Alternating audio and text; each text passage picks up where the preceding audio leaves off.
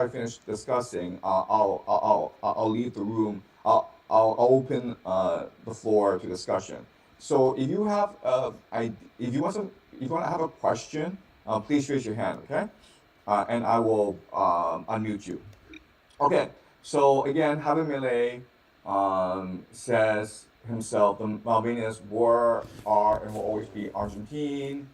So this shows us that in the next, within the next year, the Falklands become a major geopolitical issue.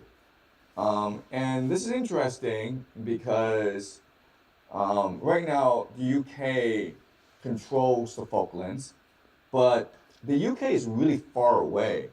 And there's something called the Monroe Doctrine, which is the Americans claim sovereignty over the entire Western Hemisphere. So I would not be surprised if Argentina, in order to stir up national sentiment, they were to make a claim for the Falklands, and the Americans would support this claim. And there's really nothing that England could do about this, right? Right now, Trump is trying to dislodge England from the Western Hemisphere. That basically means two places. No, actually three places. It means the Falklands, it means the Caribbean, and it means Canada. Right? So basically, Trump is just trying to claim imperial control over the entire Western Hemisphere. And Argentina will be his proxy in order to do this. That is my guess. Um, right now, though, there's a major problem for Israel in Argentina, which is no one actually likes them in Argentina. So as you can see from this poll, right now in Argentina, you have a vast majority of people who don't like Israel. 55% of people in Argentina have a unfavorable view towards Israel. You have 21% who have a favorable view. And this is consistent throughout the world. There are only 4 countries in the world where actually Israel has a net favorable rating, and those are India. India is the largest country, and India is 28% who oppose Israel, 32% who support Israel. The other 3 countries are, and this is like really funny, but like they're in Africa. They are Kenya, Nigeria, and Ghana. Okay, these are the only 4 countries in the world where Israel has a net favorability rating among the population. The elite are a different issue, but among the population, um, Israel is extremely unpopular. So how do you fix this issue? Well, I think that if you're Argentina, the easiest way to fix this issue is twofold, right? There are 2 things you can do. First is you stir up a conflict with England or the Falklands, then Israel comes in and supports your claim towards the Falklands. I guarantee you, if Israel were to do this, then the popular opinion in Argentina would shift rapidly towards Israel. The Falklands is a huge nationalistic issue in Argentina. We know because why else would the Argentinian team unfurl the banner after the semifinals against England? So, this is a war that happened in 1982. It took 10 weeks. And Argentina doesn't fight that many wars. So I think there's a lot of anger, a lot of resentment towards England. So if Israel and the United States were to help Argentina reclaim the Falklands, then the Argentinians would be very, very happy. Also, like, I don't think there's anything in the Falklands worth preserving, right? I mean, like, I don't even know why England fought this war for the Falklands. If England gives up the Falklands, it doesn't really matter that much, considering all the problems that England is facing right now back at home. I mean, there's about a civil war that will emerge possibly in England. So that's the first thing that can happen that would change the Civil public opinion War of may Argentinians. emerge Second in thing England. that could happen is, and I think this will happen, is that Messi becomes president, right? Because Messi is like God in Argentina. And if Messi were to become president, he'd be the perfect puppet. The Argentinians would just go along with whatever Messi wants. and maybe Javier Milei or some other people will be behind the scenes pulling the strings. Okay, so I think these are my two predictions for Argentina, given the situation in that country. The first is like Falklands will become a major issue in the next year, and I think that Argentina will be able to reclaim Argentina with the issue of the United States supporting them. The second prediction is that Messi will become president of the United States for the next 10 years. Okay, so that is it from my end on Argentina. So, are there any comments or questions um, about this presentation before I move on to Iran? Iran will actually be the bulk of our discussion, I assume, but um, uh, does anyone, okay, Kitty here has a question. So Kitty, just to warn you, this will be on YouTube. So if you're not comfortable having your face in public, just don't show the screen, okay? I can hear you fine. So Kitty, can you please ask your question? Thank you so much, Professor. I was wondering, now that you're making these predictions and you have a decent following, people are paying attention. Have you thought about the impact of making predictions? Do you think making predictions is going to change the outcomes nowadays at some point? Yeah. Okay. So that's a great question, and you're absolutely right in that. In theory, me making these predictions should influence the outcome. But my intuition tells me that's not the case. Okay, so I want to use an analogy. So before I used to play a lot of Texas Hold'em poker, and in Texas Hold'em poker, right, most people are observers. Usually, if there's 10 people on a table, there's only 2 people in a hand. And sometimes the hands get really intense, and it could go on for half an hour because it's the river card, and a major bet has been made, and one of the players is forced to think very deeply whether to call or to fold, and that person, when making the decision, will never take into account what the other people think.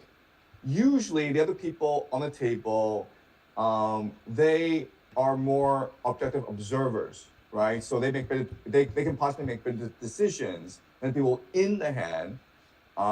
They have access to they're neutral, so they can observe how both are playing the game. But never in my life have I been in an instance where the actions, the talking of spectators influence the decision making of the people in the hand. Um, in fact, I think people in the hand they tend to like block things out. Um, so I would say, yeah, in theory, if I'm making these predictions, then maybe the players in the game will take these predictions into account. But in my observation of people when they do things, they don't really care what the observers think and want. They just focus on the game itself. So does it make sense, Kitty? Do you want to respond to that, or do you want to ask a follow-up question? I understand your analogy. I was thinking that if the world population is more and more aware of what is happening, maybe at some point it will have an impact on the decision makers, and they might want to play their game differently. But that is something we will see going forward. I do have a follow-up question, but it is not this related to this first question. The follow-up question is more about: do you think that the transnational capital you mentioned, flowing from the old Western Europe bloc to the North American bloc, it seems these days. Do you think that there's going to be contention between Europe and North America because United States is more powerful now and they're kind of working with Israel in a way, but it's probably not easy for the European bloc to be spectators. What are your thoughts on that? Yeah, that's a great question. So I think that people prioritize the nation state. People think that the nation state is a constituent player in this world game that we have. And I don't know how true that is. I think transnational capital is beyond the nation state. It controls the nation state. It basically warps geopolitics to its advantage. And quite honestly, I think that Western Europe is a vassal state to the United States. This has been true after World War II. It's true especially now in that the United States is forcing Ukraine to fight this war in Ukraine, which does not at all benefit Europe. So I agree with you that a lot of transnational capital is flowing from Europe outwards because, quite honestly, Europe is hopeless. But this is not going to create tension between Europe and the United States because Europe is essentially a colony of the United States. I know there's been a lot of anger over Trump's tariffs against Europe. I know there's been a lot of anger about Greenland and possibly about Canada in the future, and possibly even over the Falklands as this year progresses. But you have to look at exactly what the Europeans have done in response. Okay, you have a lot of rhetoric, you have a lot of theater, but like what have the Europeans done? Well, they've done exactly what the Americans asked them to do, which is basically up this war in Ukraine, increase NATO defense spending, and prepare the population for conscription. So I don't see at any point how Europe diverges from the United States. If Europe and the United States were really in conflict, you would imagine the United States were, you can imagine that Europe, their best strategy would become closer with Russia and China, right?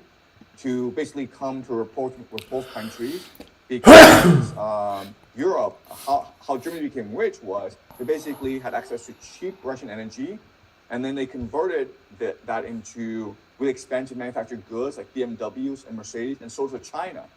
And now what's Europe doing? Europe has a trade war with China, and Europe has a real war with Russia. So I don't see how the United States and Europe are conflict with each other, okay? Archer, did you have a question? And guys, I know there are a lot of questions, but could we just please stay on topic? I know a lot of you are interested in the Iran war, but we'll get to that in the next section, okay? Archer, could you unmute yourself and ask your question, please? Or make your comment? Yeah. First of all, thanks for taking my question. I remember last time you were talking about like the possibility or like the concept or theory of Argentina kind of becoming a resource colony for like I think like Israel or America. I was just curious as to how that works. Like, if there's no military operation, like, does a resource colony work in terms of like trade deals, or is there some sort of like IMF preferential treatment, or like how does that play out? Yeah, that's a great question. Okay, so my theory about this is you're absolutely right in that. Okay, well, in order for Argentina to become a resource colony, it needs to build a manufacturing capacity to be so. Right now, you have a population that's poor, but pretty complacent. They're pretty happy with the way things are. They don't want to exploit the environment. They don't want to go build factories. They're pretty happy with the way things are. And those who are unhappy, they just move out. It's like Canada, right? So the only solution to this problem is population replacement through immigration. Okay, that's a strategy.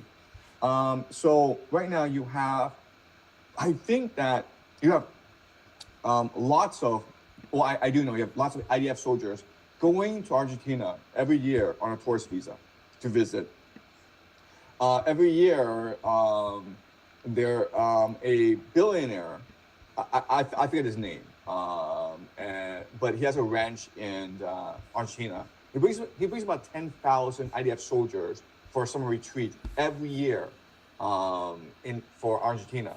You have Javier Milei signing trade deals with Israel. But the only way that Argentina can reach its full potential as a resource colony is if you bring in lots of immigrants. And who are the most ideal immigrants to bring in? Indians. Okay? So imagine a situation where Israel provides the muscle, the IDF basically, and you have Indians coming in as energy, as labor, And look, right now, India and Israel are like best friends. Modi and Netanyahu have become really close. The logic of this is really simple. If you're India and you'll become the next China, you cannot use China's playbook, right? You cannot have American companies come in and build up your manufacturing capacity like they did in China in the 1980s and 1990s. Because first of all, the Americans already did this and it didn't work out well for America. But also, India is a democracy. So it does not have the state capacity of China, where China can just politically will this into being. It can basically create these political policies that shift the people from the countryside to the factories. China also has a really good logistics network. That really is the key to China's manufacturing success. It's logistics network, right? It's able to move people from the countryside to the cities. It's able to move supplies, move raw resources from all around the world to China, and then export manufactured goods all around the world. So India cannot be next China, right? At the same time, India has a major advantage over China in that China is aging, whereas India has a pretty young, vibrant population. So what you do is you basically move your population overseas, right? And this is already happening. You got millions of Indians flowing into Australia, into Canada, and every time that India signs a trade deal, it requires that nation to open up its borders to Indians. Okay, so recently Japan has signed a trade deal with India. I think part of this trade deal is that Japan also has to welcome Indians into Japan. Right, so this is how India plans to get rich, by exporting its young labor overseas. And Argentina makes a lot of sense because Argentina is almost like virgin territory. You've got a pretty complacent population that don't really want to work, that don't want to exploit the environment. And so you just marry Indian energy with Zionist capital. This would be an unbeatable combination, okay? And that's the idea. That's a plan to force massive immigration to Argentina to create this resource colony. Does that make sense, Archer? Did you want to ask a follow-up question or make a comment? Wow, that makes perfect sense to me. I never really thought about it that way before. I never really considered what the trade deals would look like, but that's a really interesting take, and I appreciate the answer. Thank you. Thanks so much, Archer. That was a great question. Okay, HH, could you unmute yourself, please? HH. Yeah, yeah. Hey, Jiang. I'm from Australia and I love your videos. Thanks very much for what you do. So my question is like, when it comes to Argentina, like why Argentina of all countries? Like, what is the history of Argentina and like how did this goofy hair clown Milei, how did he even like become president? Like he just seemed like as a goofy clown. Yeah, I don't really know much about Argentina. Can you please explain? Yeah. Okay. Yeah. Great question. Okay. So, if I'm trying to venture capital, I'm basically a VC, right? I'm a venture capitalist. And I'm always looking for the best bang for my buck. I'm looking for the best investment opportunity. And there's certain criteria I need to meet to figure out if it's a good investment or not, okay? First of all, I need to look at its potential, its growth potential. Can it scale? How wealthy can it become? So I don't invest in the United States because the United States is saturated with wealth. It's actually reached its potential a long time ago. I don't invest in China either because the population is aging, the economy is in a decline. Its geopolitical prospects are not that bright, right? Because China's an export economy, and if there's a war raging around the world, well, that economy collapses, okay? So I don't look at where everyone's looking at. I look at potential growth possibilities, all right? So that's the first part, that criteria. Number one is potential growth possibility, right? So where are certain places in the world where there's tremendous growth possibility? Well, Argentina is one place, right? Because low population, lots of resources, really untapped environment, okay? That's number one. Number two would be a place like Australia, where,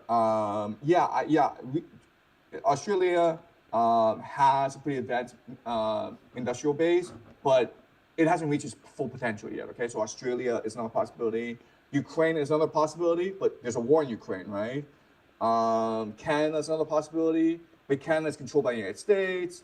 So if I just look at all these possibilities, I'm stuck with Argentina as the place with the best growth potential that is yet untapped. Okay, that's criteria number one. Criteria number two is I'm looking at security, right? So if I put my money in a place, I want it to be safe. And so I don't put it in Ukraine because the Russians can come and steal all my investment. Okay, and that's what's happening to BlackRock right now, right? BlackRock basically gave Ukraine a lot of loans, and Ukraine gave them resources as collateral. But if Russia wins this war, that all goes to nothing. Okay, so that's the second criteria. Security. Argentina is good because Argentina is surrounded by two oceans. It has no enemies. It has a rivalry in soccer with Brazil, but like they're not actually going to fight a war because both are very large countries, and they don't and they're resource rich. Okay, so they don't really need to fight a war over resources, and there are no hostile powers in the Western Hemisphere. America controls the Western Hemisphere, but America is far away, right? And for America to extend downwards to Argentina, that's a very long way. America, the United States, is focused on taking control over the entire North American continent, and that's actually enough for the United States. It doesn't need to go further, right? It plans to go down to Venezuela, but it doesn't want to deal with Brazil and Argentina, right? So in terms of security, yes, okay. That's number two. And number three is my potential to co-opt the political system. That's very important to me because if I'm an investor, I need to rig the game to benefit me, right? I'm not going to go and deal with democracy. I'm not going to go and deal with these crazy monarchs, right? Argentina, it's a democracy, but it's a pretty corrupt democracy. So I'm pretty sure I can influence the political system. Argentina is basically a corrupt oligarchy, right? So I know that I can use my capital to co-opt the oligarchy and bend them to my wishes, okay? So if you think about it, only Argentina will fit all three categories. One is growth potential, right? Untapped resources. That's number two is security. Number three is you can co-opt the political system, all right? So you do this three criteria for any other place, and you're like, well, it doesn't really fit, right? So let's go to Australia, where you are. Well, okay, sure, untapped market, lots of resources, fine. That's fine. Security, yeah, it's surrounded by the seas, but at the same time, China, Japan are close by. But that's fine. The third issue, though, is problematic in that Australia's democracy. And do I really want to deal with the native population? They could be a headache. Australians are notorious for being hard to deal with, and I think that's a good thing. Okay, but the Argentine population, I think, would be much more complacent because ultimately, if I'm an investor, I want to promote mass immigration in order to fully realize the industrial potential of this place, right? So you can say, look, there are three major investment opportunities: Canada, Australia, and Argentina. I think Argentina makes the most sense from a viewpoint of transnational capital. Argentina is basically the most ripe for colonization, for conquest. Australia, Canada, they're still part of the Anglosphere. They're basically resource colonies of the city of London, so you have to deal with the city of London. Whereas Argentina, it's virgin territory. So that's why they're looking at Argentina. Does that make sense to you, HH, or do you want to ask a follow-up question? Yeah, sorry, I'm a little bit sick. Yeah. I mean, that's a really good explanation, man. Yeah, I mean, we have the lowest positive perception of Israel on Earth. So yeah, well, I mean, we're Aussies, we're America's bitch, but again, like we're pretty self-standing, I guess. Yeah. So like, who is Milei? Who is Javier Milei? And is he like was his career like engineered by transnational capital from the beginning, or the transnational capital just sort of like attached them to him because they saw a ripe puppet or product? Yeah, so I don't know enough about Javier Milei, to comment, but there is a trend of how these individuals who seem to have no political background, they emerge out of nowhere. So I think having Malay, he was an economist, and he was a TV pundit that was known for sort of like honest behavior and sort of outrageous comments. And he's a very fierce libertarian, and then somehow he suddenly became head of Argentina. But I think a lot of his appeal was the fact that he promised to be a revolutionary. He's basically like Donald Trump of Argentina. He promised to take a chainsaw, famously took a chainsaw and like just, cut apart the Argentinian bureaucracy that was holding Argentina back. And the other thing about Javier Milei that's very important is that he's very close with Habad Lubavitch, okay? And I've talked about Habad Lubavitch before. Look at Habad Lubavitch. It's really interesting how they're connected to Donald Trump. They're connected to Vladimir Putin. So they're connected to Donald Trump through his son-in-law, Jared Kushner. The Kushner family are very heavy into Habad Lubavitch. And then you have Javier Milei, who is also associated with Habad Lubavitch. In fact, as I pointed out, Javier Milei's first visit as first foreign visit as head of state was to the grave of Rabbi Schneerson, who used to be the messiah of Habad Lubavitch. There are a lot of people within Habad Lubavitch who consider him to be the messiah. Okay, so I don't have enough evidence to suggest that this is all conspiracy, but it seems to me an alignment of interest where Javier Milei found himself in a very good position, and transnational capital saw him as a good investment because ultimately, at the end of the day, transnational capital has unlimited financing, right? So it costs them nothing to invest in a politician. And now that Javier Milei has won out, well, now the relationship is becoming much more concrete. I think the same situation will happen with Lionel Messi, right? Who's a football star, but maybe transnational capital sees potential in him, and so they invest in him. I think that's also what happened with Donald Trump, where in the 1980s, not Donald Trump was the first original reality TV star. He was in the tabloids every single day, and then there were people who were like, this guy could potentially be president of the United States. It costs us nothing to become his friend. It costs us nothing to invest in his properties, right? So let's just do it. So again, these people think in terms of like venture capitalists, where instead of investing in companies, they invest in individuals who could have a bright political future. I think that was the case with Javier Milei. When you invest in these people, one or two of them, you could be a unicorn, okay? But essentially, regardless of where he came from, Javier Milei now is bought and controlled by transnational capital. He is doing exactly what Israel wants in Argentina. Okay. So, do you have any more follow-up questions, HH, before I move on? No, that's all good. Yeah, I just find it kind of funny how he pride himself on like a libertarian, and then as soon as he gets power, he becomes Israel's bitch. Basically, yeah. But a lot of them are like that. A lot of them are like that. I mean, Zelensky came to power promising to end the war in Ukraine. He actually visited Donbass and told these Azov battalion militants, right? These are basically Nazis, to cut the crap out, and they basically told him to get lost, right? So, and then Zelensky now is the biggest proponent of this war in Ukraine. So, Hannah, you have your hand raised. Do you have a question or comment? Yes, it's actually about AI though. So, but I just feel like I'm not gonna have a chance later to Okay, ask. sure.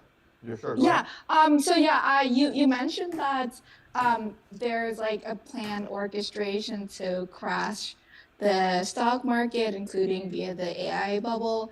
I was wondering like what clues or evidence you have of that, and also if you still think it'll happen 2026. So yeah, I agree that AI is not profitable, and I agree that the government will probably bail it out. But before that, I was wondering, yeah, why you think so that it'll be crashed? Like, Yeah. as a planned crash? Yeah, so there's a lot of signaling to suggest that they are planning on a crash. again, my theory, I could be wrong, is that these crashes are manufactured rather than natural. Because I live in China, and we never had a financial collapse. And I found that really weird because if you look at the stock market, it's basically like a casino, right? The real estate, it's a bubble.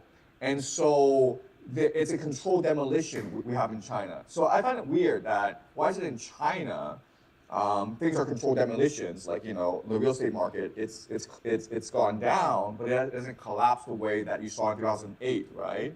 Whereas in America, you have these like financial crises all the time, and I think it's because a lot of these crises are manufactured. So if they're manufactured, what they need to do is signal that a crash is coming in order to basically cover their ass. Basically, the idea is plausible deniability, right? So all the signs were there that this was going to collapse, and it was not manufactured, right? So certain signs that I'm seeing, like that they're going to manufacture a collapse, are one, you have people saying that a collapse is imminent, right? So Andrew Ross Sorkin, who is probably the most famous financial journalist in America right now. He runs Dealbook for New York Times, most influential financial journalist in America, and he wrote a book called 1929, and he's talking about how we are about to face a financial crisis. This is a guy who spends every day with the leading CEOs of America.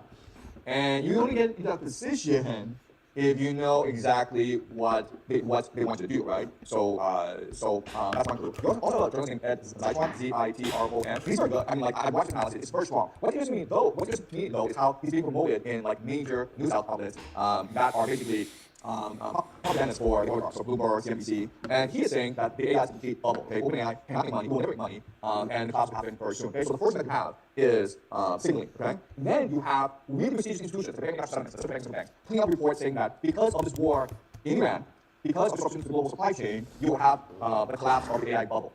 That I think is a very, very strong signal. And number three is you have like Altman who are openly discussing in America that the government should take a stake in OpenAI.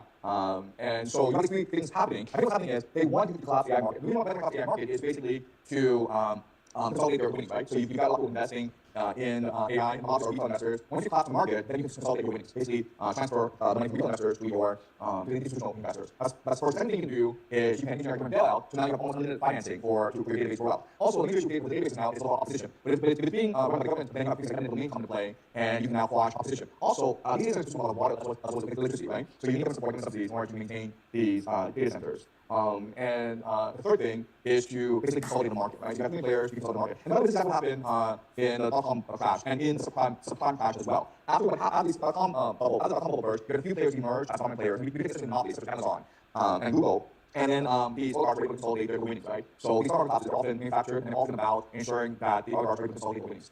Okay? Does that make sense, Hannah? Or? Yeah, I was wondering what incentive people like Sergey would have to tell us about this, and I guess he could profit from the crash because he would have sold before, right? And then he thought it was going to crash, and he's hoping for the crash, and then to rebuy it. So that also what you mean that the day he wants to collapse it, it would be people like him then? Right, so Andrew Ross is different. Andrew Ross is a journalist, so he's basically a winning dog for the oligarchs. What he wants is access to power, right? The oligarchs want to consolidate their winnings, but Andrew Ross Sorkin, he just wants access. He wants to be associated with the elite. And as long as he does what the elite want him to do, then they come to dinner, they'll make the battles. They'll be his best friend. Right? Does that make sense? Yeah, I see. Yeah. And the oligarchs probably already sold and they want the crash, right? Basically, and hoping that's why they're telling people like these journalists, I guess. Yeah, but also the real way to make money is to short the market, right? So you are not going to go down to a certain number, and that's how you profit. Now, this is what happened during the subprime crisis when the bubble burst because institutional investors such as John Paulson took up huge bets the market would collapse, right? So he made $20 billion all that crash. That's the way homes of most people. John Paulson made $20 billion betting against the subprime market. And I imagine the same will happen here. You have some institutional investors took up huge bets against the AI, and they make a lot of money that way.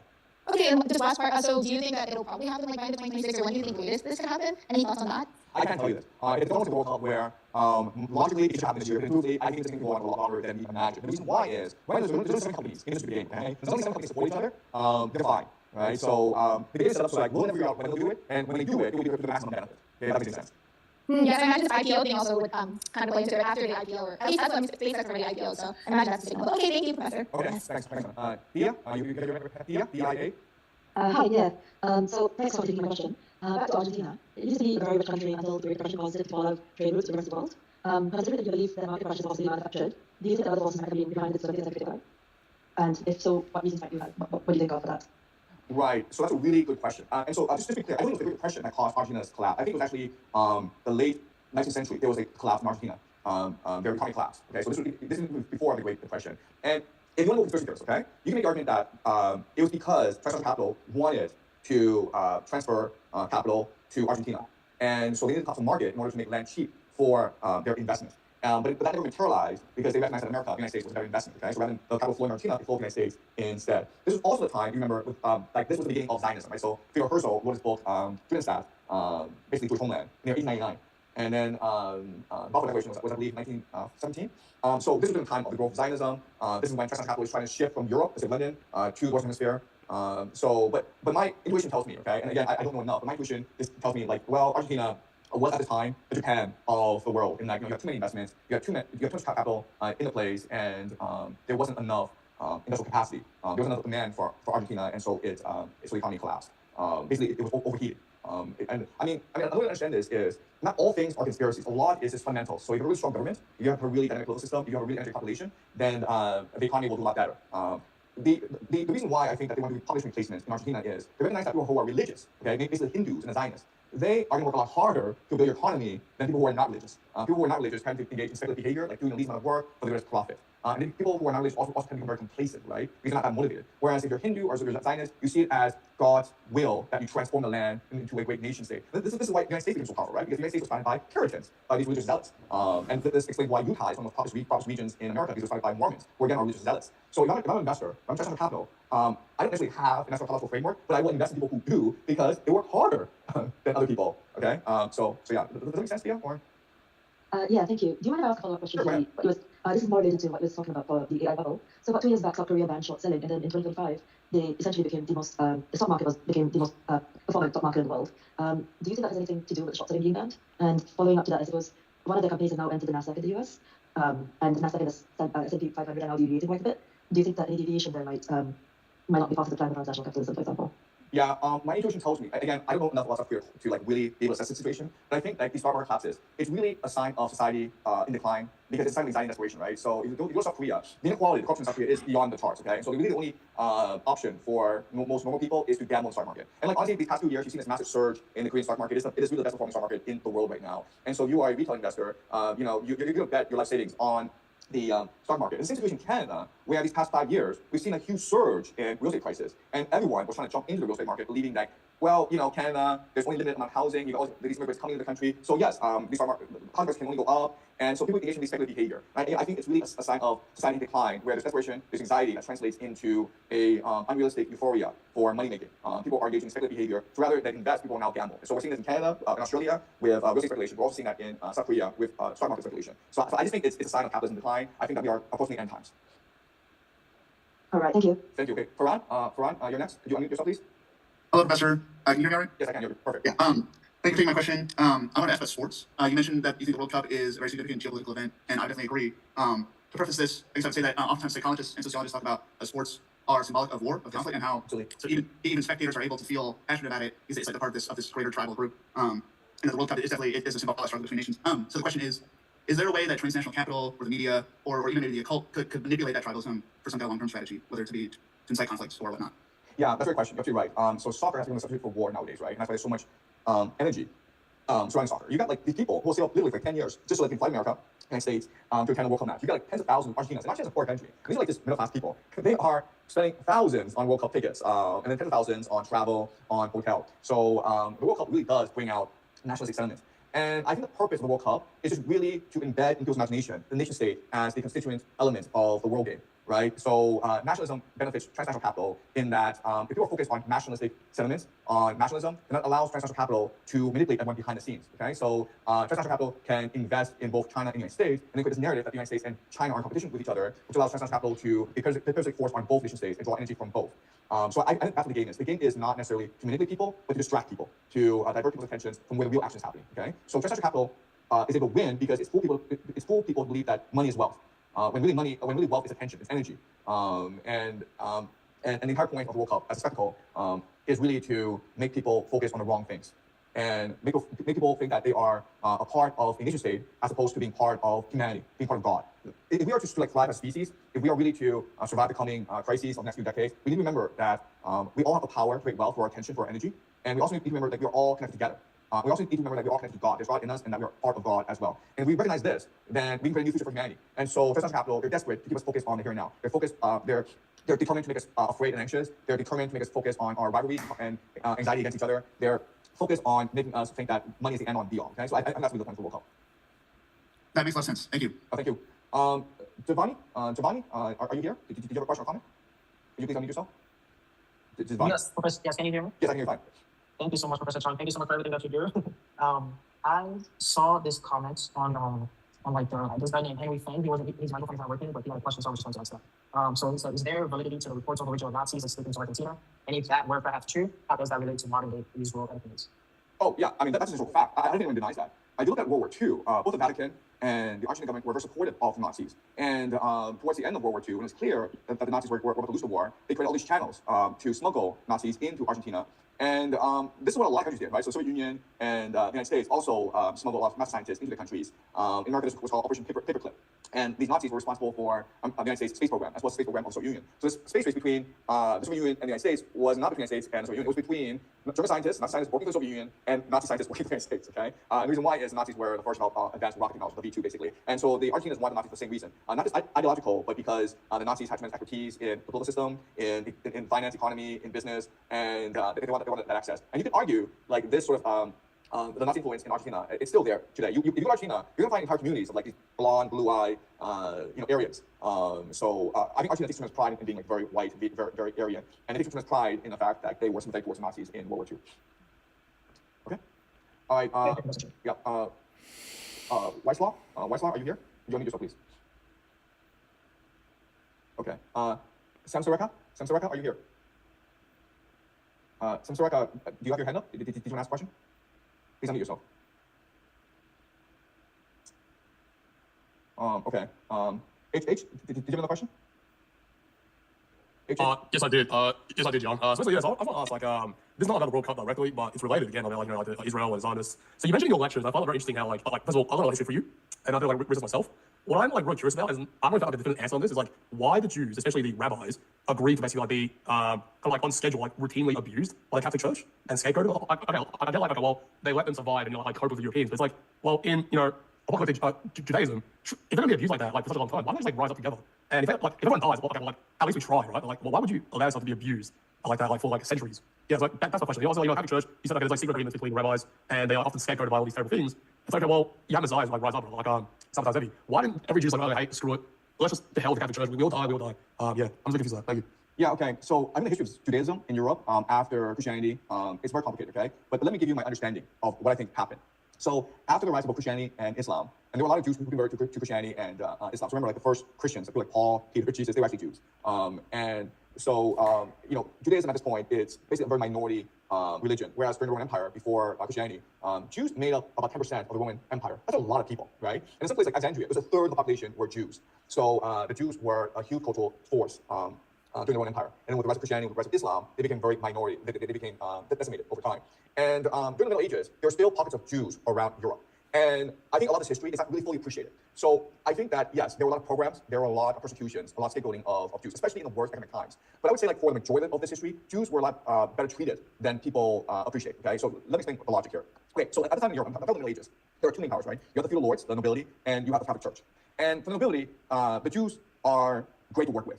Because as nobles, you have certain problems that you need to be resolved, and Jews can help you resolve this issue. First of all, you need a captive managerial class, right? So you're a plantation owner, you need plantation managers. You need people who are loyal to you. Well, Jews are very loyal to you because you're the one giving them protection, right? They're a minority in a Catholic area, and these Catholics are taught that the Jews killed Jesus. And so if you're a nobility and you provide protection for the Jews, well, these Jews are going to work really hard for you, and they're not going to bitch about pay and like being treated better, okay? They are very loyal and obedient and hardworking workers, okay? So that's point one. Point two is, at this time, there's a lot of trade going on. And you want to trade with the Islamic Caliphate, right? Well, the only people who can allow you to trade with the Islamic Caliphate are the Jews, because they have networks in the Islamic Caliphate, okay? So the Jews allow you to access trade networks around the world. And the third thing that's really important is Jews have access to financing.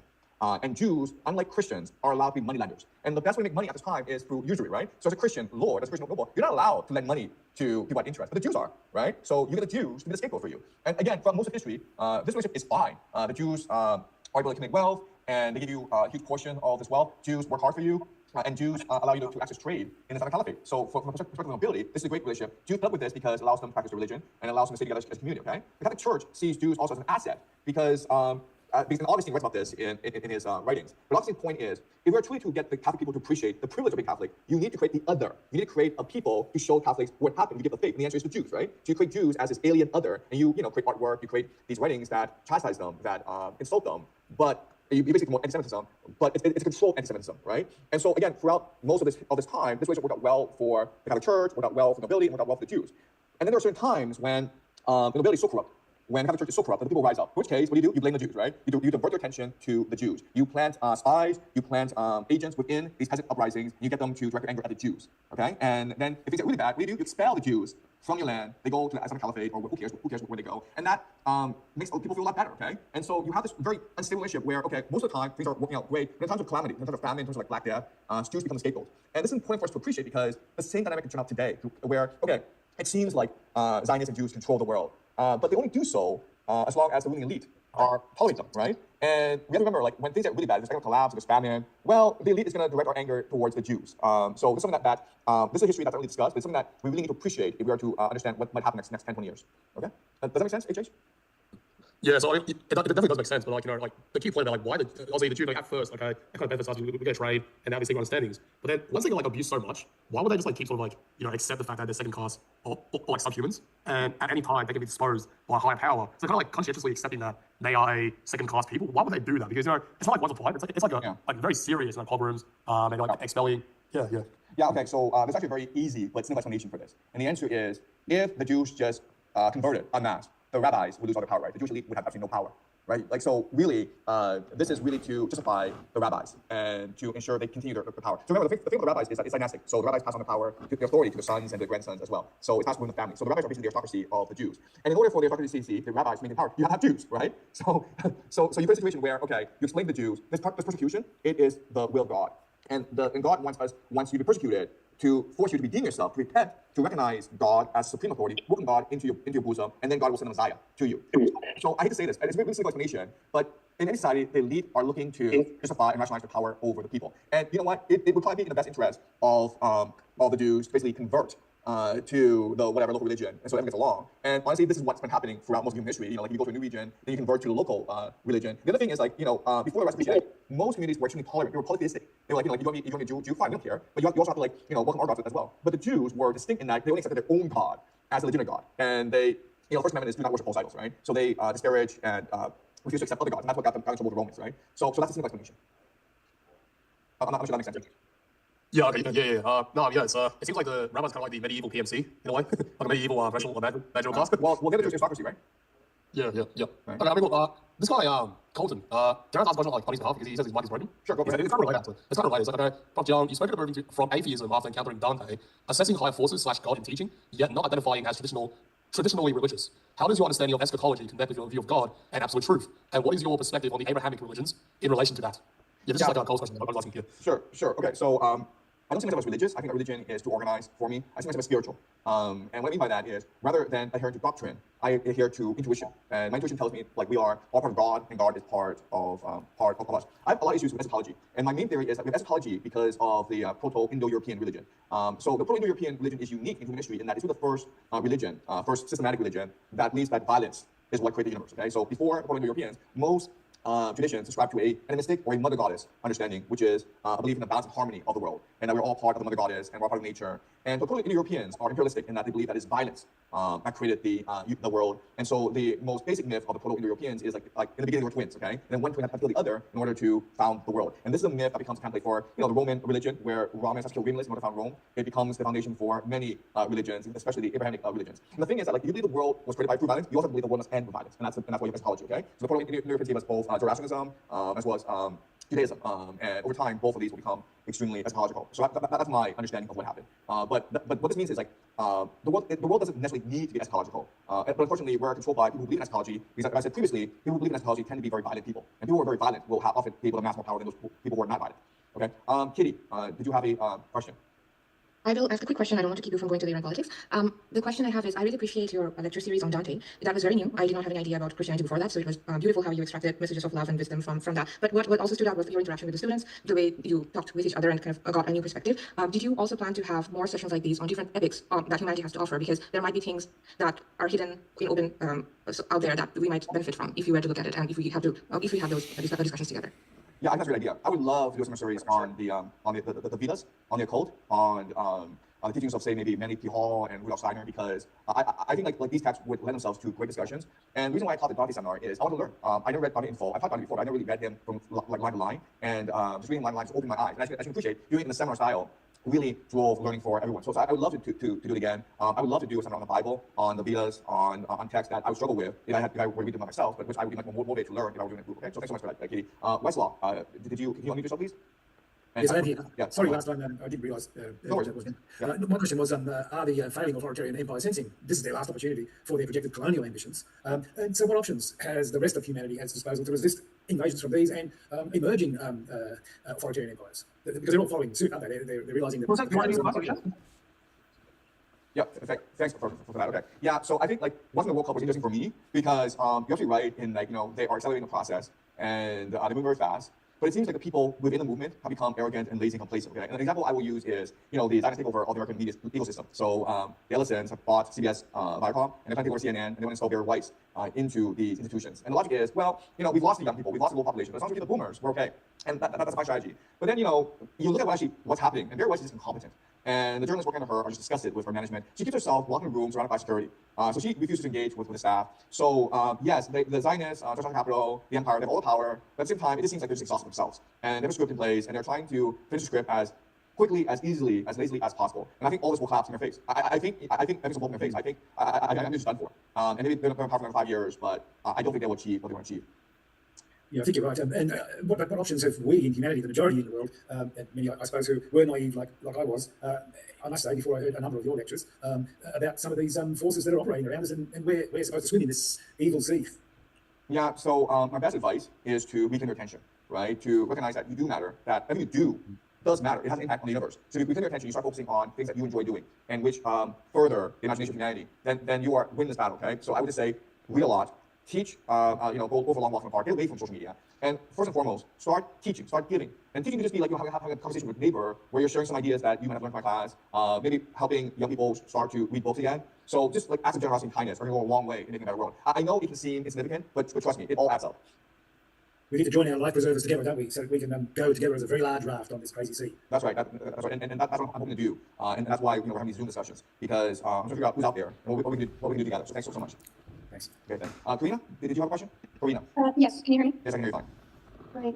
Yeah, I had a question. I've been, kind of researching a bit about like the Kabbalah and what that really is. Yeah. And I've noticed a couple things, especially by listening to like Tony Kisnick online, that there's like a couple misconceptions, I guess, out there about like the Kabbalah. I originally thought it was just for Jewish people, but it seems that the Torah and the Gemara were created as like a way for people to find spirituality if they couldn't read the primary text of the Kabbalah since it was written in the language of branches. And I noticed a lot of like similarities with the way Dante's Divine Comedy is written, and the way like you grab that book, and depending on how wise you are, you're able to actually read that book more and reach spirituality that way as well, even if it's completely separated from a Jewish text. And I've started to do a little bit more research on that, and I realized that I know that there's a Shabbat campaign that kind of takes Kabbalah in a negative way, and it basically is like their method of urgency for other final goals, like global outreach to get everyday people to execute physical rituals. So like they like a mass of people that they want to get together to do the same thing. But then there's also like the Ashwelavian vision, which is their method of urgency is basically widespread education to change the internal desire of mankind by correcting their ego. And it's more of a promotion of like global society structured entirely on giving and unity, which is a lot of what you say, which is that you should be receiving to give. And I just wanted to kind of get your comment on that, if that's kind of how you see the world, where you're trying to receive to be able to bestow on to others. No, I completely agree. The Kabbalah is a wonderful work, and the Kabbalah draws on the greatest traditions of humanity, right? So, like, I'm actually reading Manly P. Hall right now. He shows us how, all these previous traditions, it includes the Egyptian tradition, Isis, the legend of Isis, and Osiris. You go look at the legend of Penelope and Orpheus, Dionysus. And it all goes back to the idea of the Kabbalah. Okay, so the Kabbalah is drawing on all these ancient traditions that have been lost over time. But the main idea is that ultimately humanity is a whole. And for right reasons, we decide to split ourselves up into different fragments. And the other thing is we humans are divine spiritual beings. And through a very long process, we've descended into the mature world, and we've turned hell into heaven, right? We've come down into this mature world, and we've adopted a more mineral mentality. We basically prioritize the body over the spirit. And if we're to redeem ourselves, if we're really to achieve our full potential, we need to prioritize our soul, our spirit above our bodies. But it's hard. It's so easy to just enjoy bodily pleasures like food and sex and wine, and really hard to truly embrace spiritual pleasures such as giving to others, teaching others, being kind to others. And this is all the struggle. So the battle of heaven and hell is actually all within us. So I completely agree with everything you said. Okay, great. That's it for me. Thank you. Thank you. Okay. So, did you have a question? And then after you finish, I'll move very quickly to the Iran war. Okay, yeah. So, our last questions is what my last one. Basically, I was born in China as well, Jiang. I was born in Shandong. So I'm a Shandong. Shandong. Have you been to Shandong before or not? No, I'm not. Actually, it's weird, but I've never been to Shandong. No. It's kind of like the Texas of China. People like much more traditional, much more like Confucian. Yes, it's pretty sexist because women kind of it's both ways of Confucianism, right? Shandong, yeah. So look, I came to China when I was very young, and I found your lectures, the most interesting thing I found, the way I discovered you actually was through your talks about how consumerism is the profession of slavery. Now, I just found that such a powerful kind of quote, and I just memorized it for the rest of my life. It really speaks to me. You see, you talk about how China's education system is hopeless, and you try to change it, it's very hopeless. Can you talk more about how in the big cities, and also, I was in Japan recently, I myself been to Japan quite a few times, as a tourist. I want to go and actually do a scholarship through that whatever thing. And when I was there the first few times, I had really fun. The more I study the society, like East Asian, Korea, Japan, Taiwan, China, these sort of societies, it seems to me the reason why they're collapsing, the population is imploding, and so much mental illnesses. We're going to mental illness vaccine, right? Japan's always got crazy people around, people. China, recently, 2023 in Hainan, there was a car that plowed 3 people. But the country has a huge mental health crisis. I think what's happening is it's like these are societies where they work for feudalism, and it's jump straight into industrial capitalism, and then rushed into consumerism as well. I think consumerism really is a big issue in Asia, where all young people care about is, okay, do I look sexy, do I have big bruises, is my skin pale white, am I snow white? Everyone cares about LV bags and Gucci bags. Yeah. Korea, kids that are 14 years old, I think it's 40%, something like that, like plastic surgery. It's that society worrying. Could you explain more about your observations about if you live in Beijing, as a big metropolitan cities, and what is the psychology of young people? And do you really think it's this unholy marriage between Confucian, hierarchy and capitalist, soulless consumerism? It's not buzzwords, but you know what I mean? Yeah, I can agree. I can agree with your assessment. I've been here in China for the past 25 plus years, and I'm appalled at the level of materialism in this country. I've been trying for 5 years to try to get people to be much more intellectual, to be much more enlightened. And they think I'm just crazy. They just think that I'm a troublemaker. They literally use the term troublemaker. I've been fired from a lot of schools. And even though I'm kind of popular right now in the West, I'm still a product figure here in China. And I think a lot of it is they suspect me. It's not just materialism, but it's also how materialism warps the imagination of people here. And in China, black is white, white is black. So I make these comments, and maybe people in the West are being insightful because it aligns with a lot of people's intuitions in the West. But here in China, people are retarded. They literally think I'm stupid. They literally think that I'm out of nowhere, and I'm just bullshitting everyone. They literally believe this. I'm this is upside down, bizarre society. So I think it's much deeper than just materialism. It's also just a complete lack of faith in God. I live in China, it's a God society. And I was Japan, and I think you're right. It's fun to visit. I don't want to live there. I'm not Japanese. Japan is a very cohesive, very conforming society. And I'm right in society in the long term, that's survive. If you insist on this materialistic, godless worldview, then ultimately you're going to cause a society over time. And so even though a lot of issues in the West, they just are a lot more stark here in East Asia, right? So you look at the birth rate, the fertility rate. That's the greatest sign that people have no faith in your society, right? When the young people actually refuse to have children. And in South Korea, I think the fertility rate right now is 0.6, Japan is 1. In China, it's 1, and I think in 5 years' time, the Chinese fertility rate is going to be lower than South Korea. Let me tell you really incredible statistic. So I have 3 kids. My wife and I have three kids, 3 wonderful kids. And my wife went to college in Beijing. She had 7 roommates, so we stayed all together, okay? And my wife, she's a lot younger than I am. She's in her 30s now. And by now, women should have had 1 or 2 child, okay? So 8 women, and all together they had collectively they had 3 kids. So only my wife had children.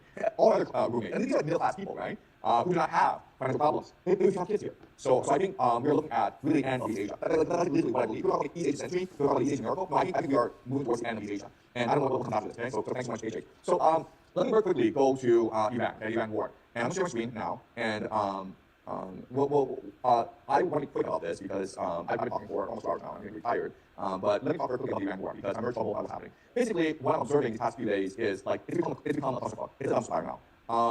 I'm really worried about what's happening, guys. Because it seems as though the Americans, the United States, is going to escalate rapidly within the next week or so. Here's how ground force is. So this is a map of what a ground nation of Iran would look like. I know you created this, but it seems pretty right to me. They went back from two axes, okay? Basically from Iraq. So they sent in Kurds from Iraq. They sent in the Daleks from Pakistan, and then you have the Americans trying to wrestle control from the RGC because they're trying to control certain moves. Okay, so this is what they might be looking at.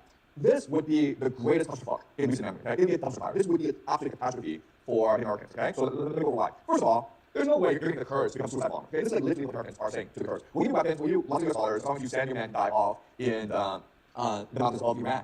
And the goal is not to actually win against Iran. The goal is to blow our so we can bomb them and make us look better on TV. That's like literally the goal. That's like better PR. Because right now PR is terrible for us. And the Kurds are like, basically like, we'll take your money, we'll take your weapons, but otherwise screw you. And so this is going to be a complete clusterfuck here, okay? There's no way the Kurds go in for the Americans, but I think the Kurds lose for all of the Americans. Same thing with the Baltics. Why are the Baltics going to go in and sacrifice themselves for the Americans? That's ridiculous. The real issue is in the surgical moves where I think Trump has in his mind that you have to be silenced, Hassan and Hard Island, and the Iranians will be forced to surrender. Just as he got this into his head that you kill Ayatollah, the Iranians will surrender.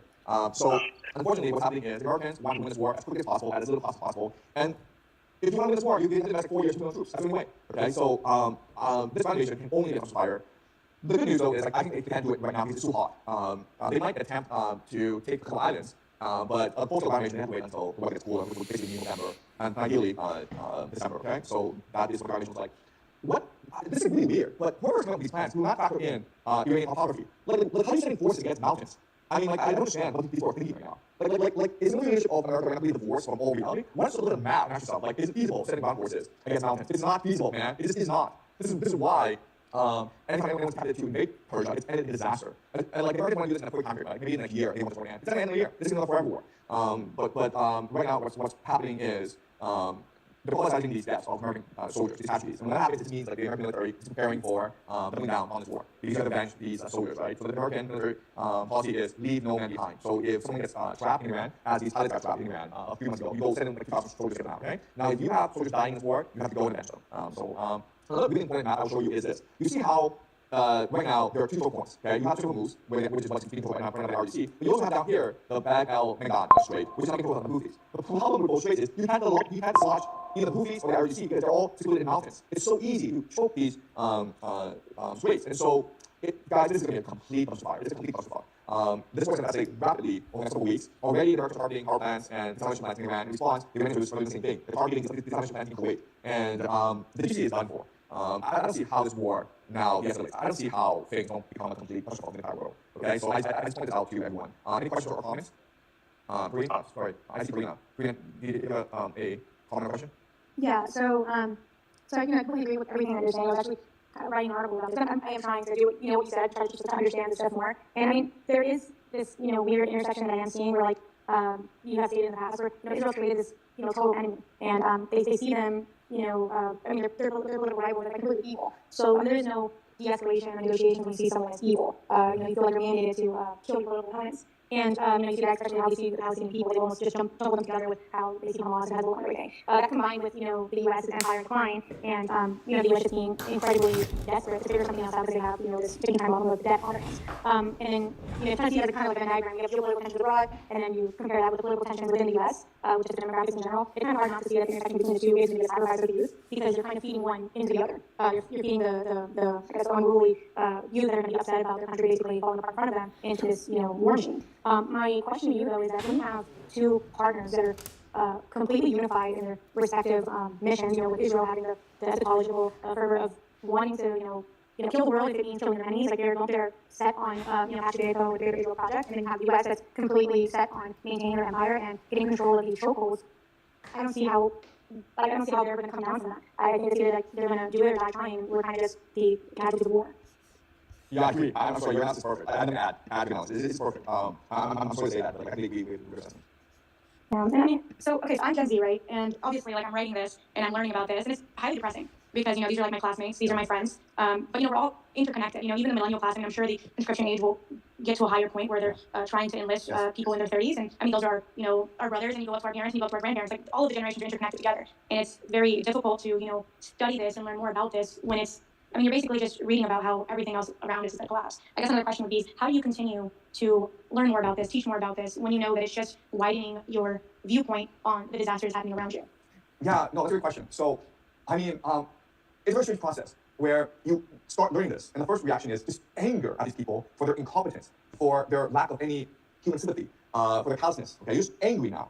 But then as you learn more, you become more depressed and recognize that this is the totality of the system, and there's very little I can do about it. And the more you learn, you're like, wait a minute here. If I know what's happening, that's a sense of empowerment, that's a sense of liberation. At least I won't die ignorant. At least I'll die knowing what happened. And then you look for solutions. You recognize that, wow, I'm not alone in my sentiments. You know, like when I first started doing my YouTube channel, I had no idea that millions would start watching my videos. And like that surprised me. I'm like, why is this happening? Because all I'm talking about is how the world is ending. And I'm also not, I'm also not doing like clear English. I'm not articulate in the way that a lot of people on media are articulate. And also the production quality starts just complete crap, man. It's like literally me turning on the computer and then leaving a lecture for 40 minutes and turning it off. And like, why are they watching this? And so I think this the same process will happen with you, where you start writing articles, you start making comments, and then people are coming to you and says, hey, tell me more. And like just the fact that people are interested in your ideas and people are willing to have a conversation means that there's hope for the world. That there's hope for the world because people are waking up, right? So I think that's I'm completely surprised by this, where only because like for the past few years I've only been talking about those depressing things, but the fact that I'm talking about these depressing things have given people hope as well as myself hope. It means that we humans are capable of knowing what is right, what is wrong, and we want a better life for ourselves, for our neighbors, for our friends, and for our children. And so we're going to work hard to achieve this. So I think it's a process, and we're only being stages of this process, but I think that we'll come out pretty good at the end of it. Yeah, I completely agree. I definitely, when I started learning about this, but I think at the end of it, from like the conclusion of just writing and getting back into writing, I just realized that like I feel like the only real way out of this is for everyone to pick a movement and to do whatever they can to support it, whether that's with time or writing or financially or just I've seen comedians do comedic stand up doing it or singing or writing. Or I feel like that's the really only way for us to be able to get through this is for everyone to stop being like a spectator and to just express themselves through their own their advantage point, whatever they're good at. Exactly. Thanks so much. Yeah, that's exactly right. Okay, thanks so much. Okay, AK, could you unmute yourself, please? AK. Yes, Professor. Good morning. Thank you for the meeting. I just have a question. I'm a GCC citizen, actually, specifically Oman, and I would like to know your perspective on the geopolitical scenarios for Oman and the current situations, given the neutrality that we are practicing with our foreign neighbors and with Iran specifically. Yeah. So Oman was a mediator for the nuclear talks between Iran and the United States. And in the beginning, Iran saw Oman as a potential ally, right? And that's why Iran was willing to share the circle moves with Oman. But I think things have got to a point where Iran sees everyone in the GCC as an enemy now. So Oman is no longer neutral in this war. Iran does see Oman as part of this American-Israel axis. And so right now, Iran is targeting Iran, Kuwait, but Jordan. But over time, I think that Iran will be basically, screw this, let's blow up the GCC. What's happened is that this MOU, the ceasefire, the failure of this MOU and ceasefire has basically given a lot of power to the IRGC. Because remember, the Ayatollah, Mustafa Khamenei, he was actually opposed to this MOU because he thought the Americans would not honor it. He said that, well, I'm opposed to this, but I listened to my advisors, I listened to the president, and so I agreed to the MOU. And the fact that this MOU has failed is now, it's basically making the hardliners in Iran much more determined to fight this war at an eschatological level, okay? So as this war progresses, it becomes eschatological. It basically means a fight to finish. No more compromise, no more ceasefire. That said, this will be a very long process. So it's possible in August, there's another ceasefire for another few more weeks. But I think that the general trend is towards an eschatological conflict, where Israel wants to achieve the Israel project. There are many in the American military, like I said, who see this war as bringing in as causing the return of Jesus, and then you have the Iranians who see this war as leading the rise of the 12th Imam, who will lead the Iran total victory against the great Satan. Okay, so the projects are not very good for the GCC in general. But I also think that what's going to happen over time is this war is going to expand outwards to encompass the Caucasus, right, Azerbaijan, Armenia, and then it's going to link up with the war in Ukraine, Turkey, Egypt, Saudi Arabia will be involved at some point. So we are in World War III, unfortunately, and this is going to expand outwards over time. Okay? All right. Waisaw, are you there? Yeah, I'm here. I was just wondering, at the beginning of the Trump's campaign, of course, he had the fossil fuel CEOs granting him $1 million each as part of political donations. And I think he himself admitted that he was expecting oil to spike to $200 a barrel, but it didn't because of manipulation of the market and so on. Is it possible that he's going to prolong the war until these oil barons get either higher oil prices or the plundered Venezuelan and Middle Eastern oil as a quid pro quo? And then, of course, they're going to make money as the markets crash because it has gone up so high, the oil price, with their put options that they've probably already got in place. So that's when the markets crash and they've already sold their options and will profit incredibly quickly from the crash of the markets. And it sounds like this is where they're heading on a financial level. But then the whole Greater Israel and Pax Judaica seems to be the main factor. We're seeing sort of anti-Semitic sort of inquiries here in Australia where it looks like they're trying to frighten the whole Jewish community to achieve that Pax Judaica thing where the Jews are supposed to return back to the Middle East, too scared in their countries that they're in at the moment. What do you think about that? Yeah, so thanks for that. So a few comments. Number one is, I think they're not concerned about oil prices. Maybe they were concerned about oil prices a couple months ago when they were afraid of the impact on the global economy. But I think that the war has progressed to a point where it's going to win at all costs. So the oil price is not an issue. I think the real issue is not the spike in oil prices. I think the real issue is the collapse in oil demand. Meaning, it's possible like the global economy suffers so much that the global economy basically collapses, which will just mean collapse in global demand. And I would argue that's actually the main reason why oil prices have not collapsed, because China has been working very diligently to ensure oil prices do not spike. all right? Because really, China is really dependent on the global economy. It's an export economy. If the global demand collapses, China collapses as well, right? So this is an existential crisis for China in a way that is not for anyone else.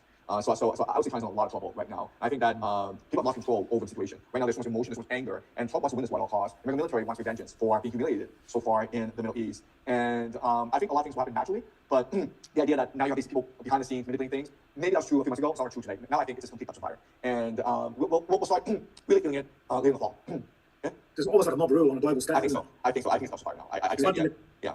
People are focusing on oil, but they're forgetting that there needs to be supplies going back to the Middle East to provide not only the equipment they need for desalination, so they've got water, 3 days without water you're dead, 3 weeks without food you're dead. So there's nothing about food dating, there's nothing about medicines, and more importantly for the rest of the world, the precursors that predominate from that area, from that region, is not getting out either. So we will see our medicine reserves in each country starting to get rapidly depleted, and that is something we're not really sort of keeping a close watch on. So we've really got to get rid of this mob rule as fast as we can. No, I think people can possibly imagine the world in 3 months' time. We are really in uncharted territory, and there's no turning back. I think with crossing Rubicon, this war in Iran is a forever war, and the impact on the global economy, on our lives, is something that we can't possibly imagine. Okay? But we'll feel it very soon. Okay? So thanks a lot. Ron Fritz, did you have a comment or question?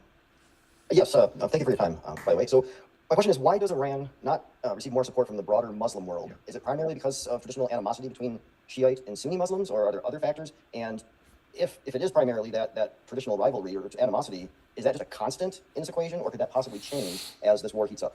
Yeah, no, that's a great point. Exactly. So the Shia are about 10% of the total Muslim population around the world, and Shia and Sunni rivalry goes back to ever since the time of Muhammad, right? So there's a lot of bad blood between these two groups. And the Arabs and the Persian rivalry is another factor. Saudi Arabia hates Iran. In fact, I'd argue that Saudi Arabia was one of the major proponents of this war, and Saudi Arabia would want a ground invasion of Iran at some point. So this rivalry goes back a long time. What will change the equation, I think, is if Israel destroys the Al-Aqsa Mosque. If the Al-Aqsa Mosque is destroyed, this is going to cause global revolutions throughout the Islamic world. Right now, there are a lot of governments throughout the Islamic world that have been co-opted by the United States, Malaysia, Indonesia, definitely the GCC, Pakistan. These are all co-opted by the CIA. But if the Al-Aqsa Mosque were to be destroyed, accidentally maybe, then you would have tremendous anger in the streets. There would be political revolutions everywhere. And a lot of these people would look to Iran as your savior. So this would change the equation significantly. Okay? All right. We have Brian Murphy. So, Brian Murphy, could you please unmute yourself? Yes. Thank you. Can you hear me? Yes, I can. Okay, perfect. First, appreciate you immensely, everything you're doing. My bigger comment here, in relation to what you spoke about previous lectures about Rome's ideas as far as hate and inverting everything from love to hate. Do you think that's what's playing into a lot of this? And so obviously the opposite would be an overflow of love. So that's the main purpose at this point, is for us to spread as much love as possible. I completely agree. I think that the elite, they maintain power through spreading emotions of hatred, fear, and anxiety, right? That's why consumerism is so important. That's why materialism is so important. That's why conflict is so important. We look at mass culture, mass media. It's all about igniting as much conflict as possible, especially between the left and right. A lot of this conflict is artificial. If you talk to any person, most people would agree on 99% issues. But there's just 1% issue that they basically farm for engagement, right? They just blow up proportion, they farm for engagement. But most people are anti-war, most people are anti-empire, most people are anti-greed, anti-corruption. And the solution is to find unity, right? To find love, to really start believing that you can impact the world for the better, and try to find things that unite us rather than divide us. Okay, so thank you, Brian. Melina, are you here? Melina. Milena, yes, hi there, Professor. I have a question for you. Can you please explain me how come it's so difficult to invade a country that has some mountains, like Iran, and how come, nevertheless, the United States wants to do it? Well, it's logistics, right? So, look at when the Germans invaded France. It was so easy because the French had roads you could drive your tanks on, and then the French had gas stations, right? So you drive a bit, and then you run out of gas, well, you just go to the gas station, you fill up your tank, and you keep on going. That's why the Germans were able to conquer Western Europe so quickly, because the infrastructure was there for conquest. But then they went to Operation Barbarossa when they tried to invade the Soviet Union. They were like, it's a complete dumpster fire because there was no roads, there was no gas, and the war machine just bogged down everywhere, okay? But the thing is, the really point is, the Soviet Union was flat. Now imagine you pull this crap in a desert where there are mountains, right? It's very hot, so it's very easy for your electronic equipment to get overloaded, overheated. Your tanks, your equipment will run out of gas really quickly. It's very easy to get lost. It's very arduous to climb the mountains. And it's very hard for you to establish forward operating bases, right? Places where you can rest your troops. So the idea, they'll just cruise through Iran is nonsense. Also, the American military was set up to fight a long, protracted war. They do blitzkrieg. They do quick operations. So think of the war in Iraq in 2003, where they were able to win the war in about 2 weeks' time. They were doing these thunder runs around Baghdad, where they just send in their Humvees and roll around town for a couple of hours, and no one can stop them, okay? So you have this American strategy that has been refined over decades of warfare, and then the strategy does not work against mountains, okay? Does that make sense? Okay. Yeah, that makes sense, but how come the states want to do it? Why are they... They want to go for it? Because it's a dumpster fire now, because these people live in their bubbles in Washington, D.C., It's no consequences for their actions, right? So, in order to lose the war, they go home. That's it. Look at what happened in Vietnam. Look at what happened in Iraq and Afghanistan. They lost all these wars, and nothing happened to the general brass. The Iraqis completely insulated from the consequences of war, so they can make stupid decisions and not so many consequences. And honestly, as long as this war continues, they still benefit politically as well as financially, right? So the war machine in America benefits a great deal. As long as they follow orders from Trump, they get promoted in the bureaucracy. So you have a ridiculous situation where For the first time in human history, you have an empire which has a military bureaucracy that can never suffer any consequences for the stupidity in war. This has never happened before. Okay. All right, Roma, did you have a question? Yeah, hi, Professor. Can you hear me? Yes, go ahead.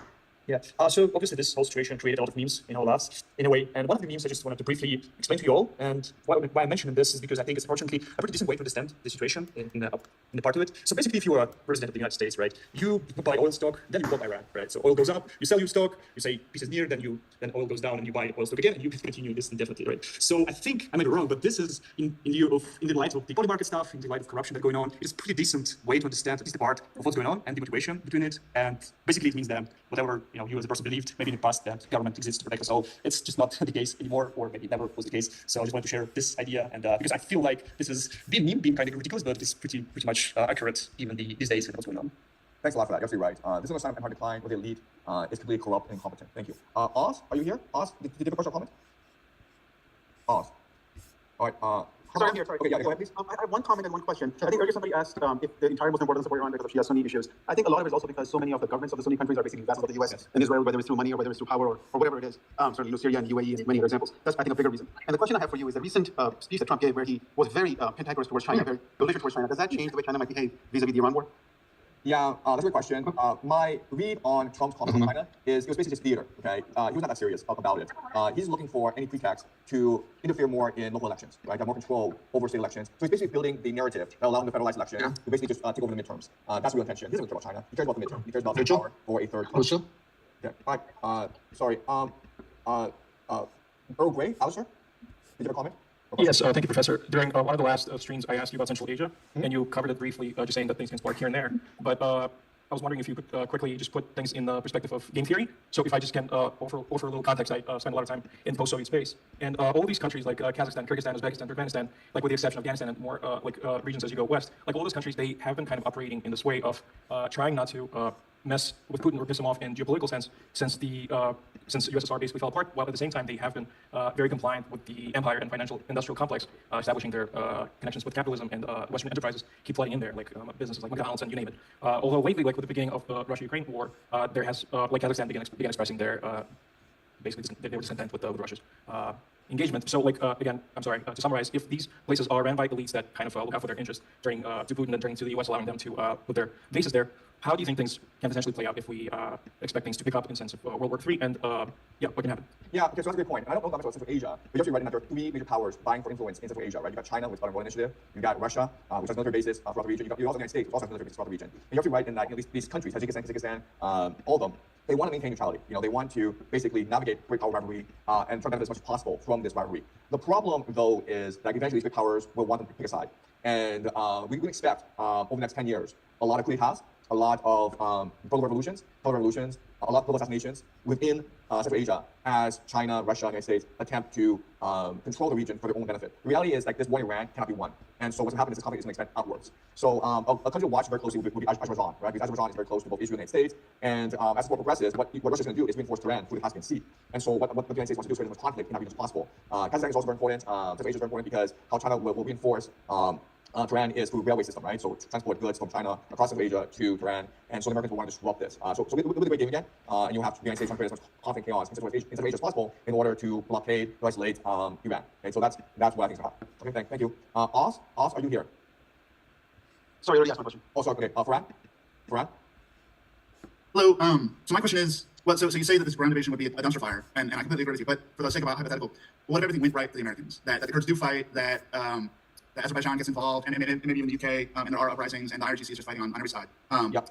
Would that be a turning point for the American empire, or would that just sort of delay the collapse? Yeah, probably the collapse, because next play would be this. Let's just assume, hypothetically, everything goes perfectly well with Americans in Iran. Then what happens is this: North Korea takes the stage. Okay, does that make sense? Okay, so I'm not Putin, and I'm like, I can't afford for the United States to take over Iran because that can be screwing me over, right? Now the United States can really focus on the war in Ukraine, and my entire southern flank is open up. Central Asia now goes to America, right? The war's over. So what do? I open up a new front, which is North Korea, and I force the United States to deal with North Korea, right? And North Korea has to go weapons, and it has artillery that can threaten Seoul, it can lobby missiles to Japan. So the United States has no choice but to deal with South Korea now, but to deal with North Korea now, right? So that's what would happen. I think this will happen anyway. But if it's clear that this renovation is going too well, then North Korea takes the stage. Gotcha. So I was going to sort of answer, but you don't think that Russia would then pull out of Ukraine, that they would take a step back, that they would just double down? No way. What would happen is if Russia were to pull out of Ukraine, then Russia would be dead in 20 years' time. Because then what would happen is a complete embargo on Russia. Now, a really important factor that people don't appreciate is China is not signing a Power Siberia 2 pipeline deal.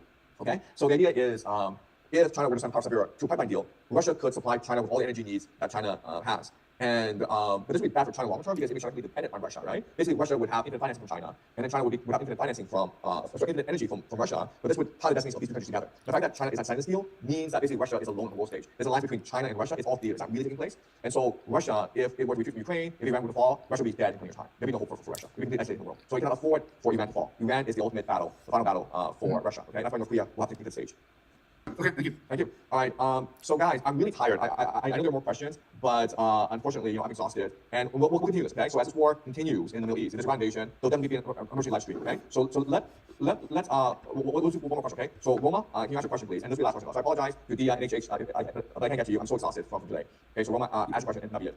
Yeah, thank you. I just wanted to give you one more follow-up, I guess. So for some time I had this, feedback, I guess. So as a Russian, I found that a certain bias or romanticizing, like in your attitude towards, Russian people, Russian leaders, which I wanted to point out for your awareness. Two small examples, right? So in the video about Russia, you mentioned that Russians became happier because of the war. So my personal opinion, nobody's happy to see like their relative sons, husbands killed for nothing, and the war already had visible implications for Russian people that are impossible to ignore for them. And second one, regarding Russian leader, right? So you mentioned that Russian president is a strategic genius, but these days what we can witness is Russia in decline and economic crisis ravaging, and the war ravages on the Russian territory. So and which once was perceived as one of the strongest militaries in the world is now humiliated basically. So my impression from observing Russian reality firsthand for decades is that Russian leader never had any plan or vision other than like stealing as much money as possible and spending it in luxury, which would make him similar to many world leaders really. And the war, which is really war with Ukraine, is the only I think unfortunate exception to absence of his vision. I would say.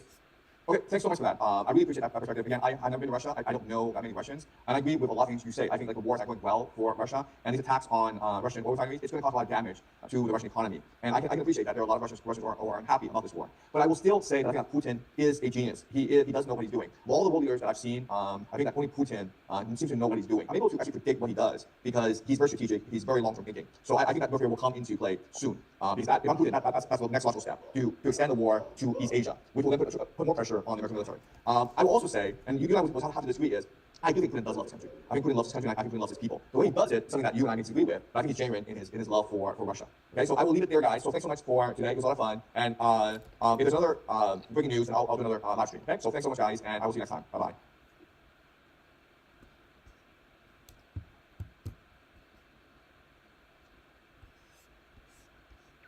All right, well, I didn't really comment on anything. I was just sitting here digesting all that information. Well, what else can we say about this channel? Emergency.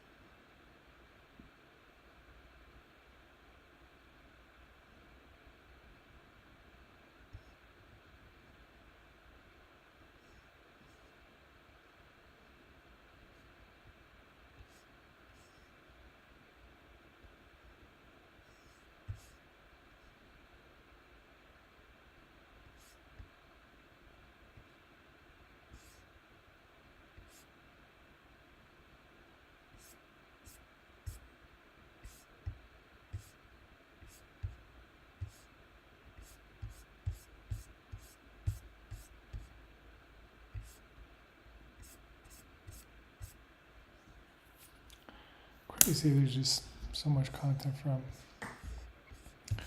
this guy, so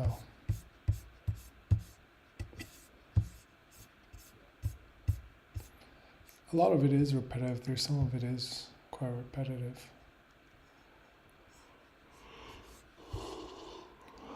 But still, he's just putting it all out there.